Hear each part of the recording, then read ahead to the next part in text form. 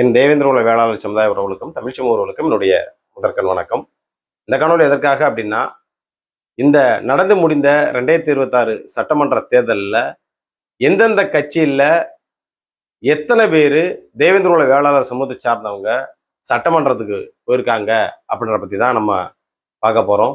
தமிழக வெற்றிக்கழகம் கட்சியில் எத்தனை பேர் சட்டமன்றத்துக்கு போயிருக்காங்க, அதிமுகவில் எத்தனை பேர் சட்டமன்றத்துக்குள்ள உள்ள போயிருக்காங்க, திமுகவில் எத்தனை பேர் சட்டமன்றத்துக்கு உள்ள போயிருக்காங்க, சிபிஎம் சொல்லக்கூடிய அந்த கட்சியில் எத்தனை பேர் உள்ள போயிருக்காங்க, சிபிஐ அப்படின்ற கட்சியில் எத்தனை பேர் உள்ள போயிருக்காங்க அப்படின்ற பற்றி தான் இந்த காணொலியில் விரிவாக பார்க்க போகிறோம். அது மட்டுமல்லாமல் தமிழக முதல்வராக அண்ணன் ஜோசப் விஜய் அவர்கள் பதவியேற்ற உடனே பார்த்தீங்கன்னா முதன்மை செயலாளராக தேவேந்திர வேளாளர் சமூகத்தை சார்ந்த ஒரு ஐஏஎஸ் அதிகாரியை தேர்ந்தெடுத்திருக்காங்க. ஸோ அது ரொம்ப மகிழ்ச்சியாக இருக்குது. யாரெல்லாம் சட்டமன்றத்துக்குள்ளே போயிருக்காங்க அப்படின்ற பற்றி தான் இந்த காணொலியில் பார்க்க போகிறோம். அதாவது தமிழக வெற்றிக்கழகம் கட்சி தான் இன்னைக்கு ஆட்சி ஹரியானாவில் உட்காந்துருக்கனால தமிழக வெற்றிக்கழகம் கட்சியில் கிட்டத்தட்ட 7 சட்டமன்ற உறுப்பினர்கள் நம் தேவேந்திர வேளாளர் சமூகத்தை சார்ந்தவங்க சட்டமன்றத்தை போயிருக்காங்க. அவங்க யார் யார் அப்படின்றத இப்போ நம்ம பார்க்கலாம். மானாமதுரை சட்டமன்ற தொகுதியில் இளங்கோவன் என்ற அண்ணன் ஜெயிச்சு அதிக வாக்குகள் பெற்று தமிழக வெற்றிக்கழகம் கட்சியில மானாமதுரை சட்டமன்ற தொகுதியோடைய வெற்றி வேட்பாளராக இளங்கோவன் என்ற அண்ணன் தான் வெற்றி பெற்று உள்ள போயிருக்காங்க. இவங்க தமிழக வெற்றிக்கழகம் கட்சியில இருக்கக்கூடியவங்க. இவங்க மானாமதுரை சட்டமன்ற உறுப்பினராக உள்ள போயிருக்காங்க. இரண்டாவது பாத்தீங்கன்னா ஒட்டப்பிடாரம் தொகுதியில மதன் ராஜா அப்படின்ற இந்த அண்ணன் தான் பாத்தீங்கன்னா பெரும்பான்மையான வாக்குகளை பெற்று ஒட்டப்பிடாரம் தொகுதியில அண்ணன் சட்டமன்றத்துக்கு போயிருக்காங்க. மூன்றாவது பாத்தீங்கன்னா கிருஷ்ணராயபுரம், இதுல பாத்தீங்கன்னா சகோதரி சத்யா அப்படின்ற இந்த சகோதரி தான் தமிழக வெற்றிக்கழகம் கட்சி சார்பாக வேட்பாளராக நிறுத்தப்பட்டு சட்டமன்றத்துக்கு போயிருந்திருக்காங்க. அடுத்து பாத்தீங்கன்னா சிறுவில்லிபுத்தூர் தொகுதியில பாத்தீங்கன்னா கார்த்திக் என்ற இந்த சகோதரர் தான் தமிழக வெற்றிக்கழகம் சார்பாக போட்டியிட்டு வெற்றி பெற்று சட்டமன்றத்துக்கு போயிருக்காங்க.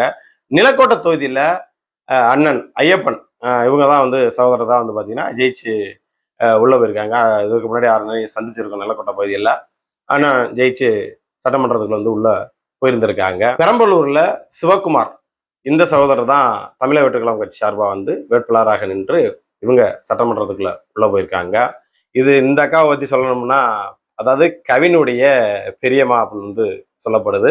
இவங்க பவானி சங்கர் சட்டமன்ற தொகுதியில ஜெயிச்சு தமிழ்ச்செல்வி அக்கா சட்டமன்ற உறுப்பினராக உள்ள போயிருக்காங்க. இவங்க எல்லாரும் இந்த 7 பேர் பாத்தீங்கன்னா தேவேந்திரோட வேளாளர் சமூகத்தை சார்ந்தவங்க.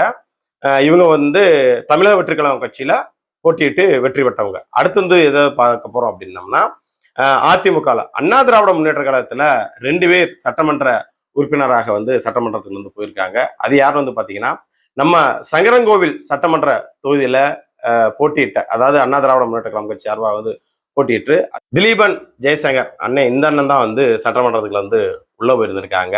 அடுத்து பாத்தீங்கன்னா தாராபுரத்துல சத்யபாமா என்ற சகோதரி அண்ணா திராவிட முன்னேற்ற கழகம் சார்பாக இவங்க போட்டிட்டாங்க. இவங்க வெற்றி பெற்று சட்டசபைக்கு போயிருக்காங்க. அடுத்து பாத்தீங்கன்னா திமுகவுல வாசுதேவநல்லூர் தொகுதியில பெருமையான வாக்குகளை பெற்று பாத்தீங்கன்னா திமுக சார்பா போட்டியிட்ட அண்ணன் ராஜா அவர்கள் போட்டியிட்டு அண்ணன் சட்டமன்றத்துக்கு உள்ள போயிருக்காங்க.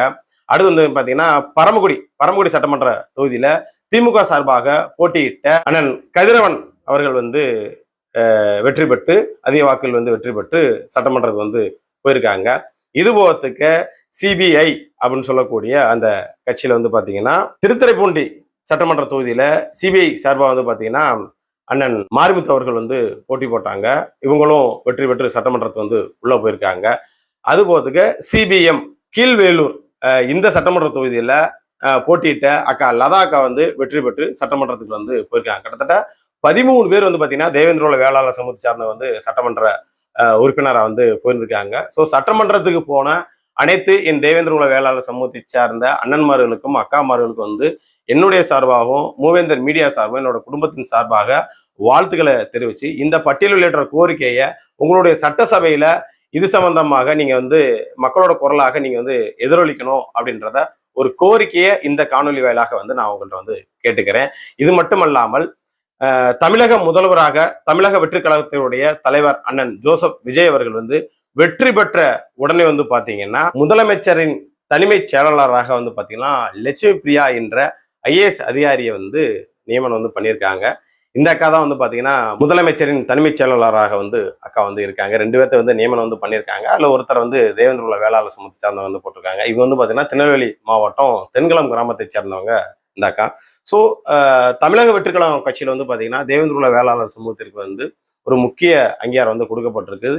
இது மட்டும் தானா அப்படின்னு வந்து கேட்டீங்கன்னா அது மட்டும் கிடையாது. இன்னும் தேவேந்திர வேளாளர் சமூகத்தை சார்ந்த எண்ணற்ற பேர் வந்து போட்டி போட்டிருக்காங்க. அதாவது பாத்தீங்கன்னா நம்மளோட கேண்டிடேட் தான். இப்போ வந்து பாத்தீங்கன்னா நம்ம வாசகனத்தூர்ல வந்து பாத்தீங்கன்னா அக்கா ராணி அக்கா போட்டி விட்டுருந்தாங்க. அவங்களும் நம்ம தேவேந்திர வேளாளர் தான். அதே போல இதுல சங்கரன் கோவில்ல அண்ணன் போட்டிட்டாங்க. அண்ணன் பேரும் டக்குன்னு வர மாட்டேங்குது. அந்த மாதிரி நிறைய பேர் ஒவ்வொரு தொகுதியில வந்து பாத்தீங்கன்னா நிறைய பேர் வந்து வாய்ப்பு வந்து தமிழக வெற்றிக்கழகம் கட்சி சார்பா வந்து இந்த டைம் வந்து கொடுத்திருந்திருக்காங்க.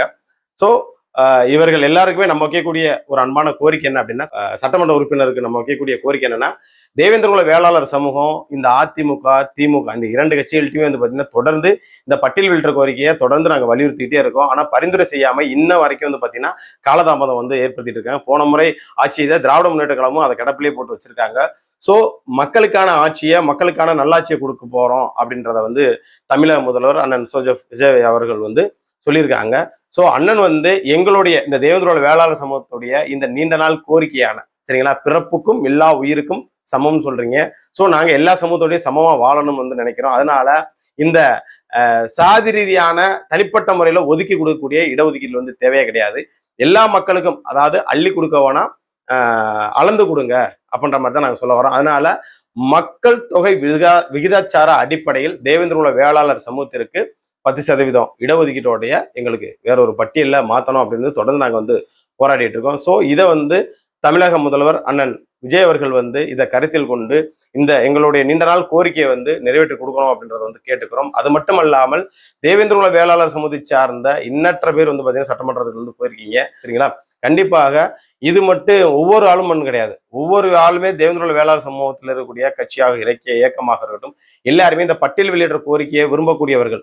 இதுவரை முன்னாள் முதல்வர் மு க ஸ்டாலின் அவர்கள்ட்ட தான் வந்து பார்த்தீங்கன்னா இந்த பட்டியல் வெளியிட்ட கோரிக்கையை அவரோட பார்வைக்கே கொண்டு போகாம நம் சமூகத்தில் இருக்கக்கூடிய ஏனைய இயக்கங்கள்லாம் கொண்டு போகாம வந்து இருந்தீங்க. ஸோ இனிமேல் அதை வந்து தாமதப்படுத்தாமல் நம்ம பட்டியல் வெளியிட்ட யாரெல்லாம் கேட்குறீங்களோ அந்தந்த இயக்கங்கள் கண்டிப்பா தமிழக முதல்வர் அண்ணன் விஜய் அவர்களை வந்து சந்திக்க வந்து ஒரு அப்பாயின்மெண்ட் டேட் வந்து வாங்கி ஒவ்வொருத்தரும் வந்து இந்த பட்டியல் வெளியிட்ட கோரிக்கையை அவர்கிட்ட முன்வைங்க. இந்த பட்டியல் வெளியிட்ட கோரிக்கையை மிக ஆழமாக மிக விரைவாக அனைவருமே மிகப்பெரிய ஒரு போராட்டத்தை முன்னெடுத்தா கண்டிப்பா இந்த ஆட்சி காலகட்டத்துல கண்டிப்பா அண்ணன் விஜய் அவர்கள் வந்து நம்மளோட பட்டியல் வெற்ற கோரிக்கைக்கு வந்து பரிந்துரை செய்வான்ற ஒரு நம்பிக்கை வந்து இருக்குது. ஸோ இதற்கான முன்னெடுப்பு எல்லாம் நம்ம தான் எடுக்க வேண்டியது வந்து இருக்குது. ஸோ நம் சமூகத்தில் இருக்கக்கூடிய அரசியல் கட்சி தலைவர்கள் முன்னெடுப்பார்களா, அரசியல் இயக்கங்கள் முன்னெடுக்குமா அப்படின்றத பொறுத்திருந்து பார்ப்போம். அவர்கள் முன்னெடுக்கலாம் அப்படின்னா இருக்கக்கூடிய சங்கங்களா இருக்கட்டும் பொதுமக்களாக இருக்கட்டும் எல்லாருமே இந்த பட்டியல் வெற்ற கோரிக்கையை நம்ம முன்னெடுத்து நம்மளோட பட்டியல் வெற்ற கோரிக்கையை இந்த ஆட்சி இருக்கும் போதே நம்ம வென்றெடுக்க வேண்டும் அப்படின்ற சொல்லிக்கிட்டு மீண்டும் ஒரு காணொலியில் சந்திக்கிறேன். நன்றி.